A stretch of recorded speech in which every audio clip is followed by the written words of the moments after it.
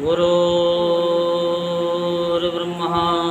गुरुर्विष्णु गुरुर्देवो महेश्वरः गुरुर्साक्षात् परब्रह्म तस्मै श्री गुरवे नमः। ॐ गजाननं भूतगणाधिसेवितं कपितजम्बुफलचारुभक्षणम् उमासुतं शोकविनाशकारिकं नमामि विघ्नेश्वरपादपङ्कजम्। सच्चिदानन्दरूपाय विश्वोत्पत्त्यादिहेतवे तापत्रे विनाशाय श्रीकृष्णाय वयं नमः। बोल वृंदावन बिहारी लाल की जय, बोल बांके बिहारी लाल की जय। आज हम आपको श्रीमद् भागवत महापुराण में महाराज पृथु के 100 अश्वमेध यज्ञ के बारे में सुनाते हैं। तो आप सभी मन को एकाग्र करते हुए शांतिपूर्वक कथा को श्रवण करेंगे और धर्म लाभ प्राप्त करेंगे।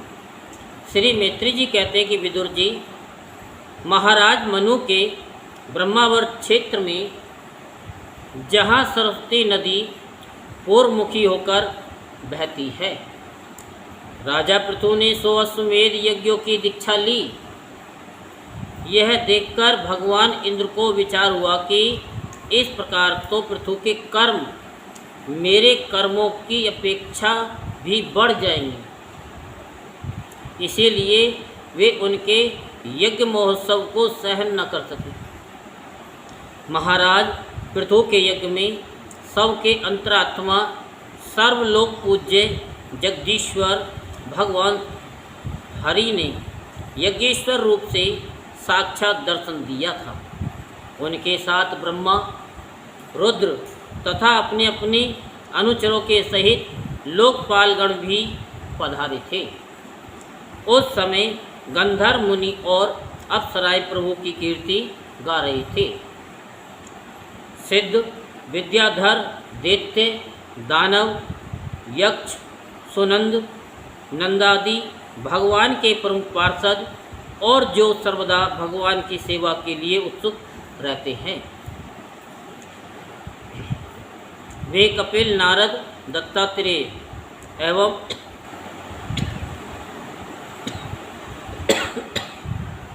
सनकादि योगेश्वर भी उनके साथ आए थे। भारत उस यज्ञ में यज्ञ सामग्रियों को देने वाली भूमि ने कामधेनु रूप होकर यजमान की सारी कामनाओं को पूर्ण किया था। नदियाँ, दाख और ईख आदि सब प्रकार के रसों को बहा लाती थीं तथा जिनसे मधु चूता रहता था, ऐसे बड़े बड़े वृक्ष दूध, दही, अन्न और घृत आदि तरह तरह की सामग्रियाँ समर्पण करते थे। समुद्र बहुत सी रतन राशियाँ, पर्वत, भक्ष्य, भोज्य, चौस्य और लेह 4 प्रकार के अन्न तथा लोकपालों के सहित संपूर्ण लोक तरह तरह के उपहार उन्हें समर्पण करते थे। महाराज पृथु तो एकमात्र श्री हरि को ही अपना प्रभु मानते थे। उनकी कृपा से उस यज्ञ अनुष्ठान में उनका बड़ा उत्कर्ष हुआ, किंतु ये बात देवराज इंद्र को सहन न हुई और उन्होंने उसमें विघ्न डालने की चेष्टा की। जिस समय महाराज पृथु अंतिम यज्ञ द्वारा भगवान यज्ञपति की आराधना कर रहे थे, इंद्र ने ईर्ष्यावश गुप्त रूप से उनके यज्ञ का घोड़ा धर लिया। इंद्र ने अपनी रक्षा के लिए कवच रूप से पाखंड वेश धारण कर लिया था, जो अधर्म में धर्म का भ्रम उत्पन्न करने वाला है, जिसका आश्रय लेकर पापी पुरुष भी धर्मात्मा सा जान पड़ता है। इस वेश में वे घोड़े को लिए बड़ी शीघ्रता से आकाश मार्ग से जा रहे थे कि उन पर भगवान अत्रि की दृष्टि पड़ गई। उनके कहने से महाराज पृथु का महारथी पुत्र इंद्र को मारने के लिए उनके पीछे दौड़ा और बड़े क्रोध से बोला, रे खड़ा रहे। इंद्र सिर पर जटाजूट और शरीर में भस्म धारण किए हुए थे। उनका ऐसा वेश देखकर पृथु कुमार ने उन्हें मूर्तिमान धर्म समझा, इसलिए उन पर बाण नहीं छोड़ा। जब वह इंद्र पर वार किए बिना ही लौट आया, तब महर्षि अत्रि ने पुनः उसे इंद्र को मारने के लिए आज्ञा दी।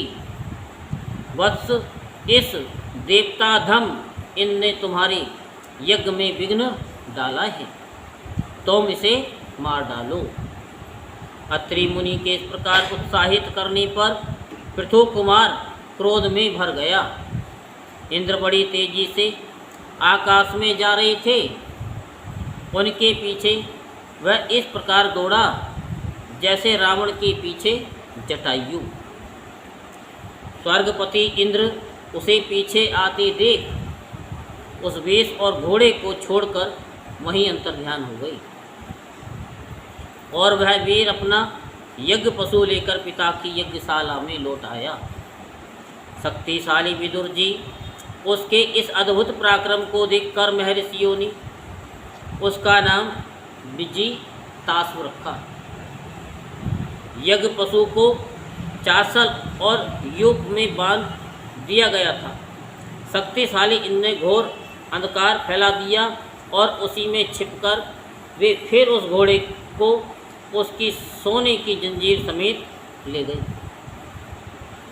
अत्रि मुनि ने फिर उन्हें आकाश में तेजी से जाते दिखा दिया, किंतु उनके पास कपाल और खटवांग देखकर पृथु पुत्र ने उनके मार्ग में कोई बाधा नहीं डाली। तब अत्रि ने राजकुमार को फिर उकसाया और उसने गुस्से में भरकर इंद्र को लक्ष्य बनाकर अपना बाण चढ़ाया। ये देखते देवराज उस वेश और घोड़े को छोड़कर वहीं अंतर्ध्यान हो गए। वीर विजिताश्व अपना घोड़ा लेकर पिता की यज्ञशाला में लौट आया। तब से इंद्र के उस निंदित वेश को मंद बुद्धि पुरुषों ने ग्रहण कर लिया। मंद बुद्धि पुरुषों ने ग्रहण कर लिया। इंद्र ने अश्वहरण की इच्छा से जो जो रूप धारण किए थे, वे पाप के खंड होने के कारण पाखंड कहलाए। क्या कहलाए? पाखंड। पता है पाखंड क्या होता है?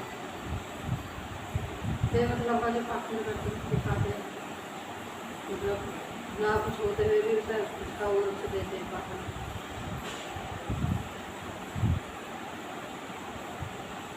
यहाँ खंड शब्द चिन्ह का वाचक है।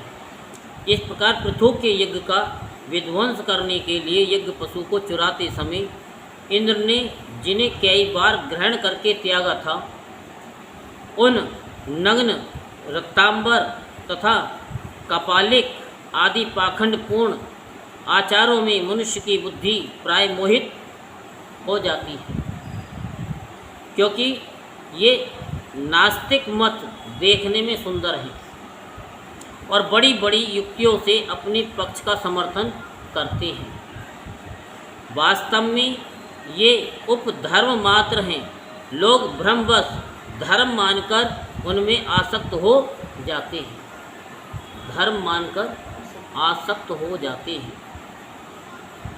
जब हमको दिखता है कि ये बहुत बड़ा धार्मिक है व्यक्ति, अच्छा मैं क्यों ना हूँ, आप सोचेंगे बहुत अच्छा है, लेकिन जब हमारे पास में आप बैठोगे उठोगे, हम क्या खाते क्या पीते हैं, तब आपको पता चलेगा कि हमारे अंदर कितना पाखंड है। जैसे कि रावण कितना विद्वान था, पूजा पाठ करने वाला था, लेकिन वेश किसका धारण किया था उसने? साधुओं का। उसी के वेश में सीता का हरण किया। वही पाखंड आज सब लोग कर रहे हैं। हमारे तुलसीदास जी कहते हैं कि वेश प्रताप पूजते हैं सब, लेकिन वेश के उससे नहीं पूजना चाहिए कि उसका नाम है, और उस नाम वाले के लिए हम क्या कहते हैं, जो है नाम वाला वही तो बदनाम है। लेकिन हम उसको ये समझते हैं कि नहीं, ये यहाँ तक पहुँचा है, कोई ना कोई चीज़ है। ऊंची दुकान और फीके पकवान, क्योंकि वो जो तुमको दिखाना चाहता है वो होता नहीं है, वो प्रमाण भी नहीं देगा। जैसे आपको कितनी बार बताया है कि एक गरीब व्यक्ति अगर सोने की अंगूठी भी पहन लेगा या सोने का हार पहन लेगा या हीरे का हार पहन लेगा, आपको सबको, सारी दुनिया को बताएगा कि ये हीरे का हार है, कोई इस पर विश्वास नहीं करेगा, क्योंकि वो आप लोगों के साथ में उठता बैठता है।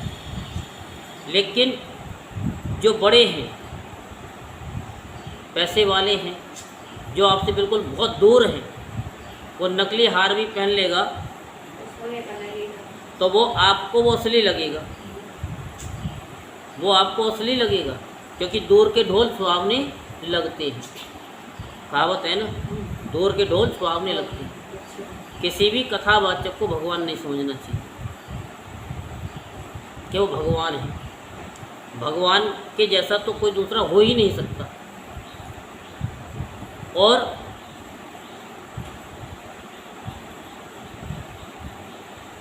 आपके धर्म को किस तरीके से प्रताड़ित किया जाता है कि आपको भी पता नहीं चलता।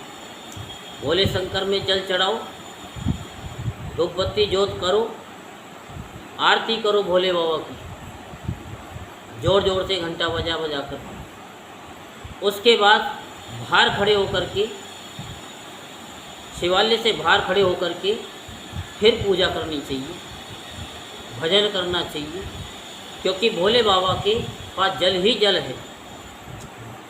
इस संसार में आप कहीं भी चले जाओ, मंदिर बहुत विशाल होंगे, लेकिन भोले बाबा का शिवालय बहुत छोटा ही मिलेगा। क्यों मिलेगा? उसका कारण है, भोले बाबा कहते हैं कि मेरे पास बैठने की ज़रूरत नहीं है, क्योंकि मैं शमशान का वासी हूँ। और शमशान में बैठना कोई पसंद करता है क्या? कोई भी नहीं करता। लेकिन लोग शिवालय में जाकर के बैठ कर के जो पूजा करते हैं, वो सबसे बड़ा पाप करते हैं। सिर्फ जल चढ़ाइए, जो पूजा कर रहे हैं उस पूजा पे ध्यान दो, लेकिन भजन और कीर्तन ये शिवालय से बाहर होकर के करो, बाहर, जिससे कि कोई दूसरा भक्त भी जल चढ़ाने के लिए आ रहा है, उसकी भावनाओं को ठेस ना पहुँचे।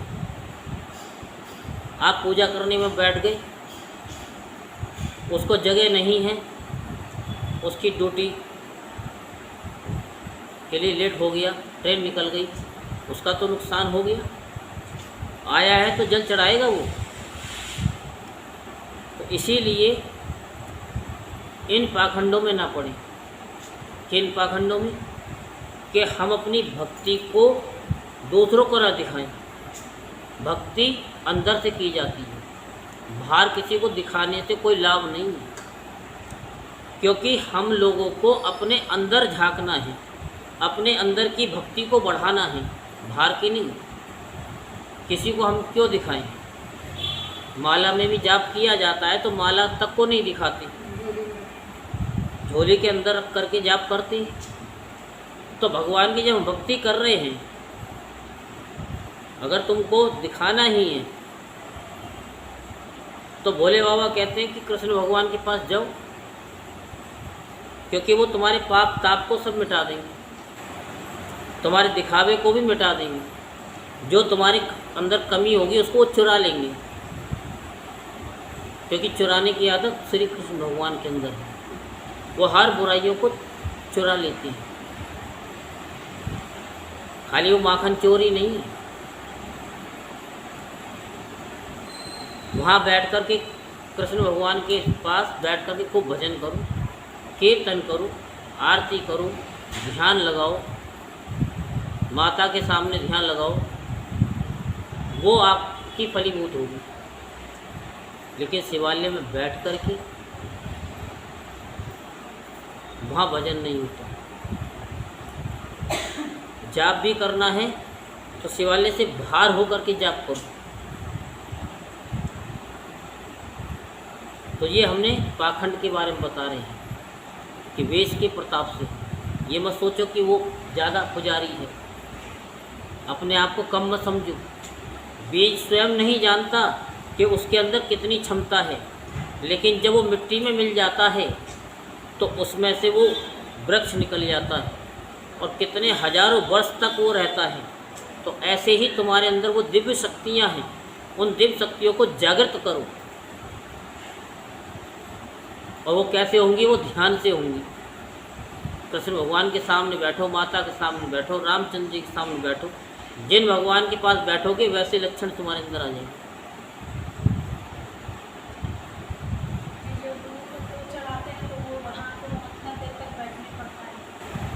वो पूजा है, मंत्र है, उसके लिए नहीं है, भजन के लिए।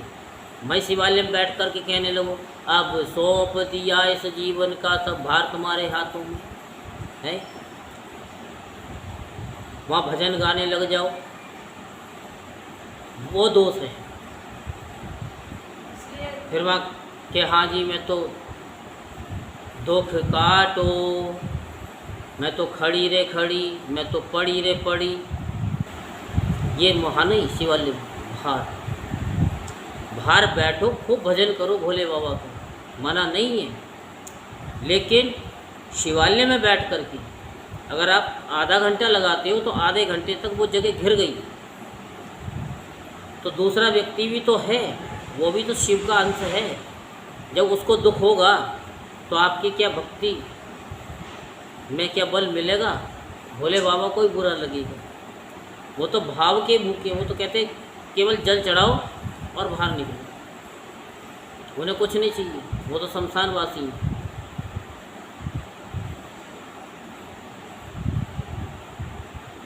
तो यहाँ बता रहे इंद्र ने जो जो कहते हैं रूप धारण किए थे वो सब पाखंड बन गए। तो इंद्र की इस कुचाल का पता लगने में परम पराक्रमी महाराज पृथु को बड़ा क्रोध हुआ। उन्होंने अपना धनुष उठाकर उस पर बाण चढ़ाया। उस समय क्रोधावेश के कारण उनकी ओर देखा नहीं जाता था। जब ऋत्विजों ने देखा कि असहाय पराक्रमी महाराज पृथु इंद्र का वध करने को तैयार हैं, तब उन्हें रोकते हुए कहा कि राजन आप तो बड़े बुद्धिमान हैं। यज्ञ दीक्षा लेने पर शास्त्र विहित यज्ञ पशु को छोड़कर और किसी का वध करना उचित नहीं है। जब आप पूजा पर बैठ गए, संकल्प हो गया, तो जब तक पूजा आपकी नहीं पूर्ण हो जाती तब तक आप उठ नहीं सकते, माने वो पूजा खंडित है। तो यही उनको बता रहे हैं कि आप कैसे खड़े हो सकते हैं, आप तो बहुत बुद्धिमान हैं। इस यज्ञ कार्य में विघ्न डालने वाला आपका शत्रु इंद्र तो आपके सोयस से ही ईर्ष्यावश निस्तेज हो रहा है, क्योंकि वो ईर्ष्या कर रहा है। ईर्ष्या कभी किसी से नहीं करनी चाहिए। हम अमोघ आवाहन मंत्रों द्वारा उसे यहीं बुला लेते हैं, मंत्रों द्वारा हम उसे यहीं बुला लेते हैं और बलात् अग्नि में हवन किए देते हैं। आप क्यों खड़े हो रहे हैं? विदुर जी यजमान से इस प्रकार सलाह करके उसके याजकों ने क्रोध पूर्वक इंद्र का आह्वान किया। वे सुरवा द्वारा आहुति डालना ही चाहते थे कि ब्रह्मा जी ने वहाँ आकर उन्हें रोक दिया। वे बोले याजकों तुम्हें इंद्र का वध नहीं करना चाहिए। ये यज्ञ संज्ञक इंद्र तो भगवान की ही मूर्ति है। तुम यज्ञ द्वारा जिन देवताओं की आराधना कर रहे हो वे इंद्र के ही तो अंग हैं और उसे तुम यज्ञ द्वारा मारना चाहते हो। पृथु के इस यज्ञ अनुष्ठान में विघ्न डालने के लिए इंद्र ने जो पाखंड फैलाया है वह धर्म का उच्छेदन करने वाला है। इस बात पर तुम ध्यान दो। अब उससे अधिक विरोध मत करो, नहीं तो वह और भी पाखंड मार्गों का प्रचार करेगा। अच्छा परम यशस्वी महाराज, पृथु के 99 ही यज्ञ रहने दो। अब 100 नहीं होंगे, अब 99 रहेंगे। फिर राजऋषि पृथु से कहा, राजन, आप तो मोक्ष धर्म के जानने वाले हैं, अतः अब आपको इन यज्ञ अनुष्ठानों की आवश्यकता नहीं है। बात समझ में आ रही है? आपसे भी हमने कहा कभी कि अब तुम्हें ये करने की जरूरत नहीं है। कहा था कि जो हमें कराना था वो करा दिया आप लोगों को, अब जरूरत नहीं है। तो ऐसे ही यहाँ ये कह रहे हैं कि अब तुम उससे उठ चुके हो, अब ये यज्ञ अनुष्ठान की आवश्यकता नहीं, अब तो केवल प्रैक्टिकल है। जैसे बच्चा नर्सरी से केजी में आता है, केजी के बाद में फर्स्ट में आता है, फिर सेकंड में आता है, तो ये तो नहीं सेकंड में आ गया तो फर्स्ट वाली क्लास में बैठ जाएगा, वो तो सेकंड में ही बैठेगा। अब 10th से पास हो गया तो ये थोड़ी वो 10th की क्लास में जाएगा, वो तो 11 की में ही जाएगा ना। तो आपका मंगल हो। आप और इंद्र दोनों की पवित्र कीर्ति भगवान श्री हरि के शरीर हैं, इसलिए अपने ही स्वैरोभूत इंद्र के प्रति आपको क्रोध नहीं करना चाहिए। आपका यह यज्ञ निर्विघ्न समाप्त नहीं हुआ, निर्विघ्न समाप्त नहीं हुआ, इसके लिए आप चिंता न करें, चिंता न करें। हमारी बात आप आदर पूर्वक स्वीकार कीजिए। देखिए, जो मनुष्य विधाता के बिगाड़े हुए काम की बनाने का विचार करता है उसका मन अत्यंत क्रोध में भरकर भयंकर मोह में फंस जाता है। बस इस यज्ञ को बंद कीजिए, इसी के कारण इंद्र के चलाए हुए पाखंडों से धर्म का नाश हो रहा है, क्योंकि देवताओं में बड़ा दुराग्रह होता है। जरा देखिए तो, जो इंद्र घोड़े को चुराकर आपके यज्ञ में विघ्न डाल रहा था, उसी के रचे हुए इन मनोहर पाखंडों की और सारी जनता खिंचती चली जा रही है, खिंचती चली जा रही है, क्योंकि सबको पाखंडी तो चाहिए, हल्ला वल्ला चाहिए, सोच चाहिए, जहाँ भीड़ होगी वहीं सब भागेंगे, क्योंकि भीड़ को देख करके भीड़ इकट्ठी होती है। अभी झगड़ा हो जाए कहीं बाहर, बात 100 काम छोड़ करके सारे वहीं खड़े हो जाएंगे, घर में से भी निकल के खड़े हो जाएंगे, क्या बात हुई है। और वैसे उनसे कहो कि हाँ जी जरा हमारी तनिक बात सुन लो, क्या हमारे पास समय ही नहीं है, हमें ये करना, हमें वो करना। कोई कुछ भी काम हो, बाहर अगर लड़ाई हो जाए, सारे घर में पिक्चर भी देख रहे होंगे, नाटक भी देख रहे होंगे, वो भी छोड़ करके उसे देखेंगे, हाँ जी जरा इसका भी मज़ा ले लें।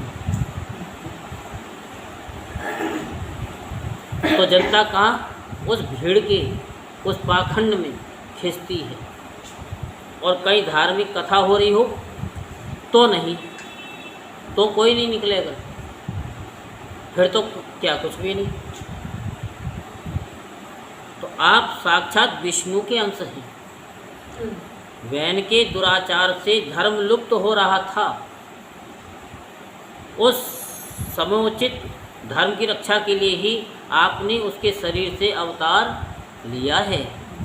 अतः प्रजापालक पृथु जी, अपने इस अवतार का उद्देश्य विचार कर आप भृगु आदि विश्व रचयिता मुनीश्वरों का संकल्प पूर्ण कीजिए। ये प्रचंड पाखंड पथ रूप इंद्र की माया अधर्म की जननी है, आप इसे नष्ट कर डालिए। क्या कर डालिए? नष्ट कर डालिए। जीवन में आपको हम एक चीज़ बताते हैं कि जहाँ भीड़ हो ना उससे विपरीत चलिए, जहाँ भीड़ हो उससे विपरीत चलिए, आपका जीवन सफल हो जाएगा। कहते हैं ना कि हम दूसरे की तरक्की को देख करके हम जलते हैं, जलना नहीं चाहिए। उसकी तरक्की को देख करके ना आप उल्टा चलिए कि जब वो वहाँ पहुँच सकता है तो मैं उससे भी आगे पहुँच सकता हूँ। उसने पता नहीं कितनी रातें काली करी होंगी, पता नहीं कितने कितने पापड़ बेले होंगे, तो उसके लिए अब मैं तैयार हूँ, उससे भी आगे जाऊँगा। क्यों? क्योंकि उसके भी वही 2 हाथ हैं, वो 2 ही पैर हैं, वो जो मुंह उसका है वही हमारा है, जो हम खाते वही वो खाता है, अलग तो खाता नहीं। जो क्रिया हम करते हैं वो क्रिया वो भी करते हैं, तो अलग है क्या? तो अपने माइंड को सही लगाइए और सही जगह पे लगाइए। ईर्ष्या में लगाएंगे आपका पुण्य भी जाता रहेगा और आप कभी सफल नहीं होंगे। अगर आपको सफल होना है तो दूसरे की तरक्की को देख करके खुश हो जाओ कि भगवान उसको और आगे बढ़ाए, और अगर आपको उनसे भी आगे जाना चाहते हो तो उसके लिए प्रयत्न करो, कछुए की तरह धीरे धीरे चलते रहो, एक ना एक दिन वहाँ तक पहुँच ही जाओ।